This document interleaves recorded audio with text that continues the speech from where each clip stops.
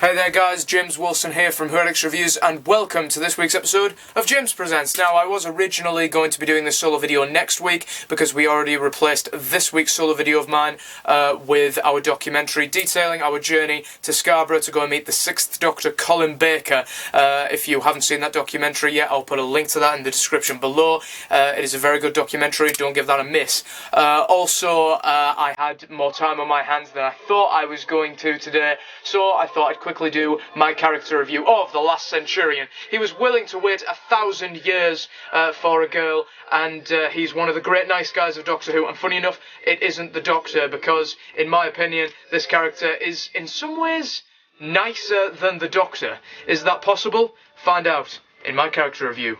Roll the titles.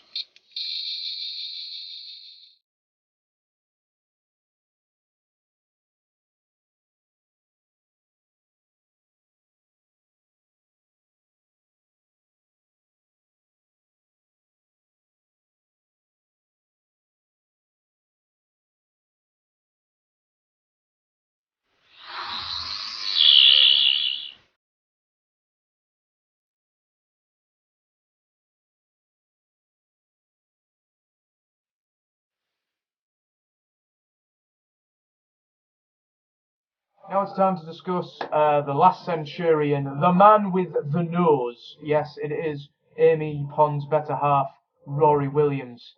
Yeah, it doesn't really suit, does it? Amy Williams. Yeah, I'm starting to see where she came from in A Good Man Goes to War when she said Melody Williams sounded like a geography teacher. Yeah, Williams, not the most exciting of names, and in the very beginning, neither was Rory himself, because this character we saw nothing beyond just Amy's boyfriend, and really Amy had some really awful commitment issues. The Doctor turns up after 12 years, 5 minutes in his opinion, and and basically Amy's just like sort of boyfriend. And honestly, and Rory is just head over heels in love with her, and it's hilarious while at the same time it's still sad. And I think Rory is an absolute trooper, or a centurion, more centurion soldier type person.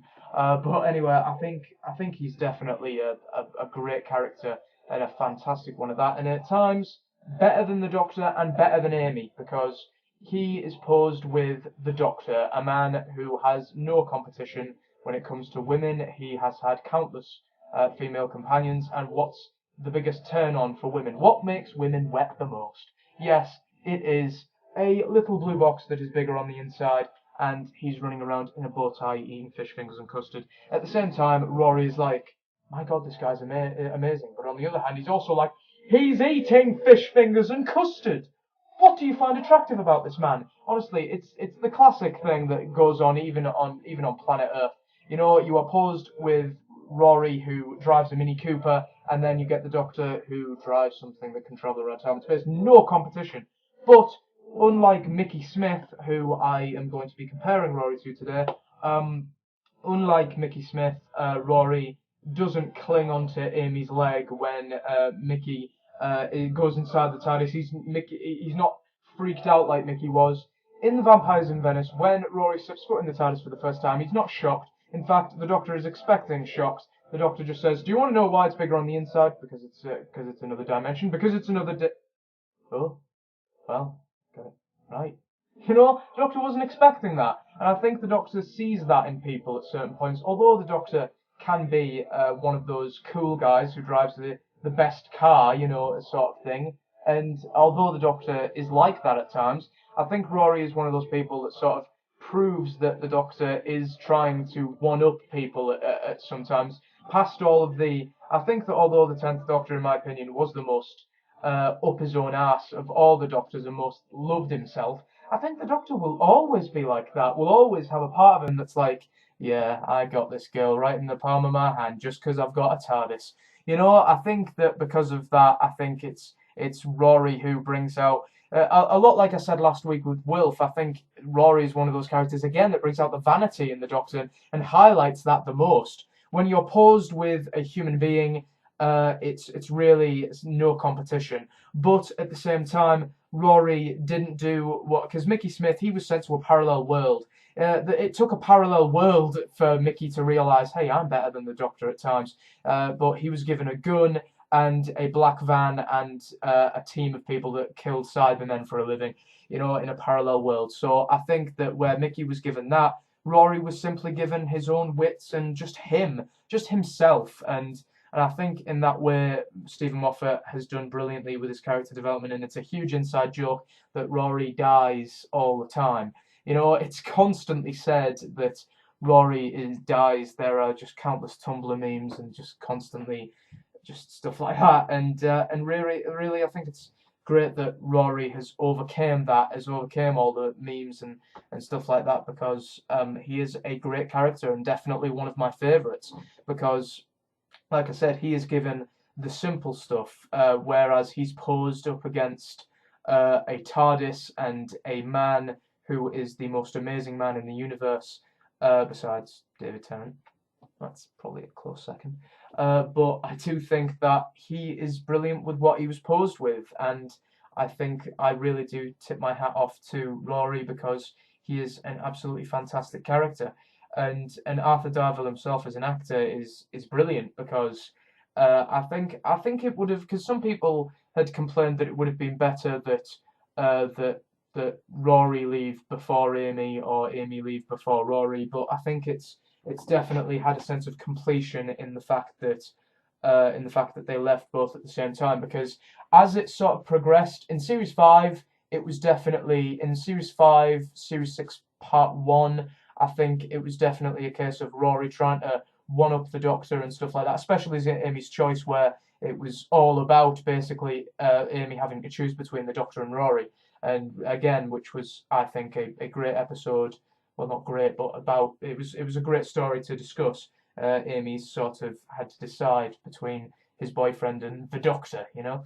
But I do think that in Series 7, towards the end, which I'll get to Series 7 Part 1 and why that was not exactly the best ending for him, I do think that certainly I think that he was definitely in Series 7 they would definitely became more of a married couple. After Series 5 finished, they were married, so they were I think, the first ever married couple in the TARDIS, I think. I'm not too sure. I'm yet to watch more classics that do have more married couples, but I think they are definitely one of the greatest married couples in Doctor Who, if there was ever another one. Because although Amy did have commitment issues, and there were times where you'd question her faith to Rory, there'd just be moments where you'd just be like, does Amy really trust him? And there was, of course, that moment in The Day of the Moon where Rory was just like clutching hold of that red bleeping light, and that was recording Amy's thoughts and what she was saying at the time. And Rory was just thought that was the Doctor that she was talking about, but really it was Rory, and I think that solidified her opinion of him, and I thought that really was just a really touching moment. Now, I thought it would be fun to just talk about the amount of times Rory has died. He died once in The Hungry... No, I tell a lie. He died in Amy's Choice. I think that was the first time he died. Not too sure. Didn't die in Vampires of Venice, did he? No, he didn't. Well, he would be dead if Amy hadn't have shined that mirror on the fish. I'm not even going to call it a vampire, because it wasn't even a freaking vampire, which was downright upsetting. But anyway, I think he did die in Amy's Choice, sort of, in like a parallel world sort of thing. And he was spat acid at by one of the killer pensioners. My God, killer pensioners, dear God. And also he died in cold blood and was out of Doctor Who for a good 3 episodes, 2, maybe 2. And he made a shocking return. Even I'll admit, I found it shocking. A good return in the Pandora Opens, where there was that hilarious moment where the Doctor is just like, I'm missing something. Rory, there's something staring me right in the face that's wrong, but I just don't know what. And Rory's just like, it's because I'm I'm trying to find out. Rory, you died. You know, it was an absolutely brilliant moment, and also he died in I don't know. I think he died in the Big Bang. I'm really not too sure. This is where I have to think he died more times than I actually thought he did. Just okay. He just died a bunch of times, and really, I think that was something quite hilarious about his character, but at the same time annoying as well. There was just a certain ache in your stomach that was just like, oh God, Rory's dying again. That seems so very, very, so repetitive. The fact that he's constantly dying, and I just think that is just a little bit repetitive. Don't like that all that much. Now, I'd just like to get a little thing off my chest. Doesn't really focus on Rory, but I've just got to get this little knack across.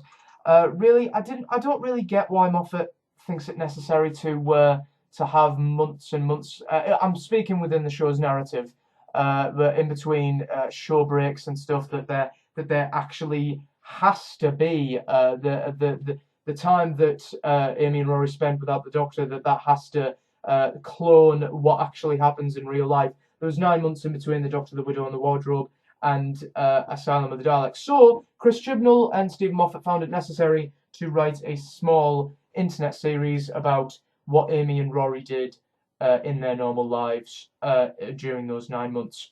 I didn't care what Amy and Rory did within those 9 months.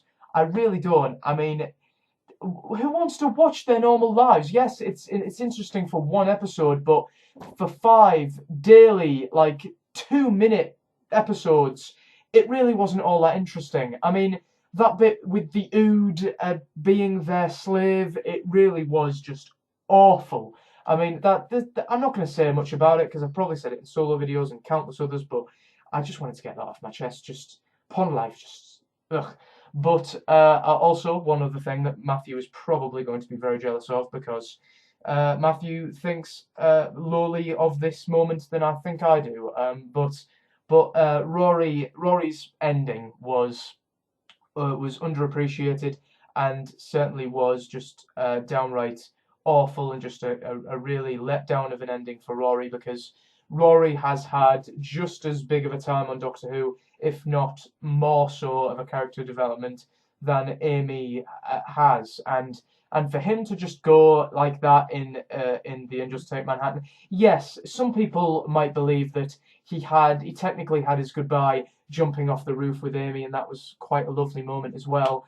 And I admit that was a lovely moment, and he might have also had his goodbye while, dying in that bed, dead old in the Winter Quay, but I don't agree with that. He was zapped away. The final moment, the final face that we get of Rory was like a sort of face.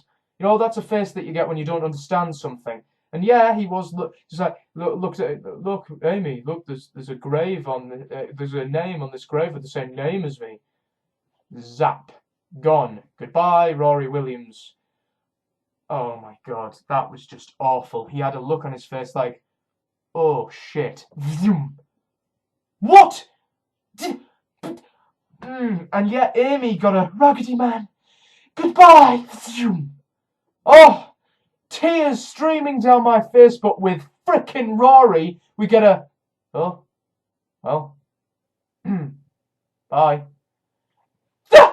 Oh, I'm tearing my hair out right now. That is just so what knocks me. Rory was a great character, and he deserved better than that. And why, Stephen? Why? I mean, oh my God. Matthew respects him for the day of the Doctor and the time of the Doctor and the night of the Doctor and all the great things he's done for 2013, and believe me, I do as well. But Rory frickin' Williams, he was such a good character, and he went in such awful circumstances. And really, that is just awful. I mean, oh my God, please can I just conclude this character before I burst?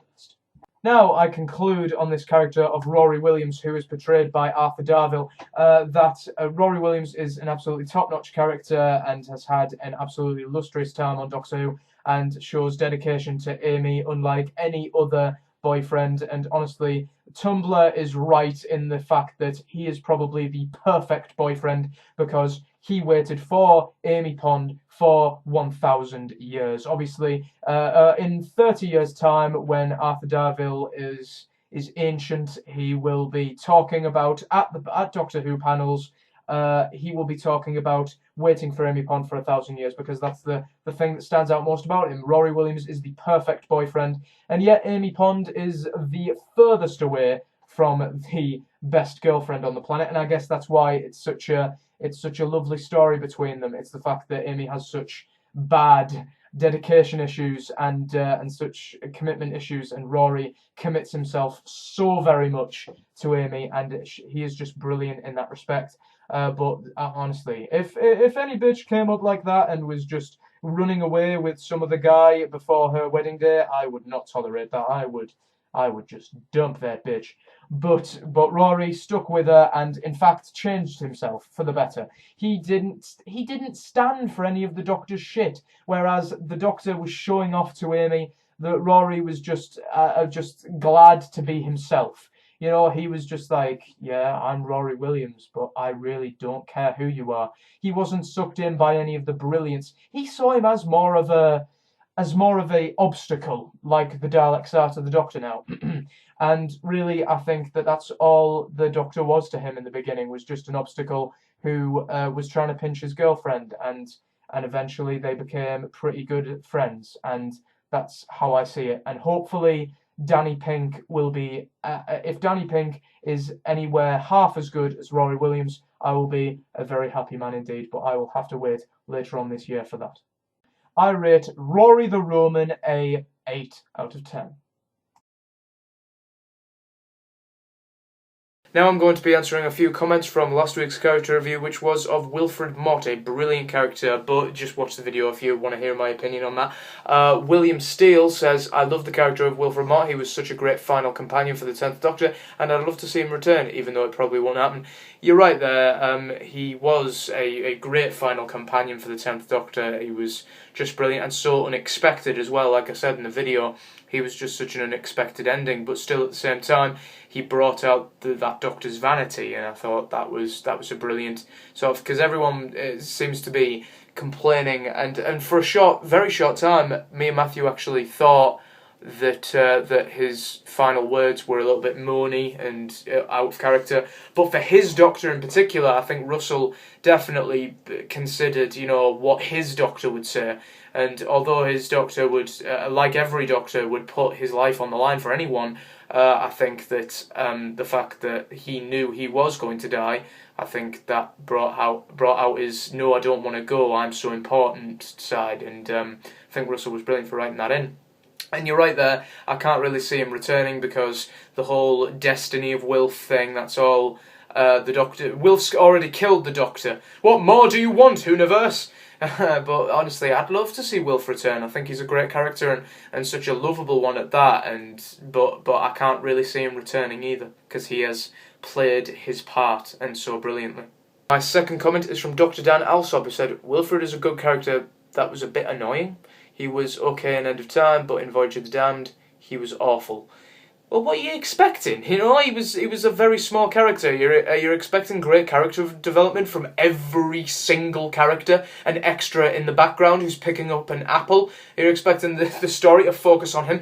I got this apple because I saw it on the Twilight book cover, and I wanted to take pictures of me cupping the apple in my hand and taking pictures of it because I saw it in Twilight.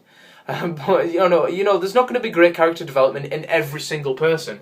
So I think that despite the fact that Bernard Cribbins has quite a big has quite a big actor profile in British television and film, because he's had some. Funny enough, he's had some singing hits like "Right Said Fred," "Right Said Fred," "Both of Us Together," "Easy as You Go." And stuff like that. I'm never going to sing that again. But yeah, it's Bernard Cribbins. He's had song hits. He's been in loads of Carry On films, and like I said in the beginning of the video, he's been in Doctor Who before. So I think honestly, the fact that Bernard Cribbins had even agreed to be in as a very, very small character, I think is amazing. And I don't think it was awful at all. I think that for a very small character, he was quite good. But that's your opinion, and I respect it, Dr. Dan. And as for him being a bit annoying, I don't really see how he was annoying at all. I mean, yeah, he kept turning up, but that was because that was part of the storyline. He was meant to keep popping up everywhere, and I think that it was great that Russell had put that in. But again, it's your opinion, and I respect it. My third comment is from the First Evil 100 saying, here's an interesting fact. Did you know that Bernard Cribbins wanted to play the Fourth Doctor way back in the classic Who, but he didn't get it as he would have been very hands-on, but that role was given to Tom. Jesus, honestly, the things you find out, because I always think if things were thought alternatively, you know, like Peter Capaldi was thought of very briefly when Stephen Moffat was casting the 11th Doctor, and I just imagine, what if Peter Capaldi had just left, and would we have Matt? And, you know, it's honestly, it's just such an absolutely bizarre thought that, you know, that potentially some people could have been our Doctors, and no offence to Bernard, but I can't imagine him as the Doctor. I've seen what he looked like younger, and he just doesn't have that sort of Doctor essence about him, but I think he was, like Russell had written, I think he was always destined to kill the Doctor and to never be the Doctor, because, and thank God it went to Tom, because he's Tom frickin' Baker. And my fourth and final comment is from Harry Williams Productions. Well done, Harry, that is much better to say. Matthew, try and say his name now. Harry Williams I'm joking, it's a good name. Yeah, Harry Williams Productions. Well done, you can finally say it. It's better than 24816, Harry. I'll check his pulse later, he'll be fine. His comment says, marvellous review. At first I didn't have much of a relation towards Wilf during the beginning, but over time I started to love the character a lot more after the Poison Sky episode. After speculating for so long as to who was going to knock 4 times, I never knew it was going to be Wilf. That moment really got to me. I think that moment got to the entire nation. Matthew, did that moment get to you? Yeah. Breathe, Matthew, breathe. But yeah, that moment got to everyone, because it was, like I say, it was so shocking and so unexpected, and really, we all thought that it was going to be the Master, that he was the first thing that went into our heads. I think when we were first told about the Phonox thing in Planet of the Dead, I think we all thought, the Master's coming back, and of course he did come back, but really, it was just brilliant, the twist that it had, and I thought it was absolutely brilliant. And really, I think it is hard to grow a relation and I think a love for a character. It takes time, it takes good character development. Back end of Series 7, not so much, so that's why I didn't love that many characters.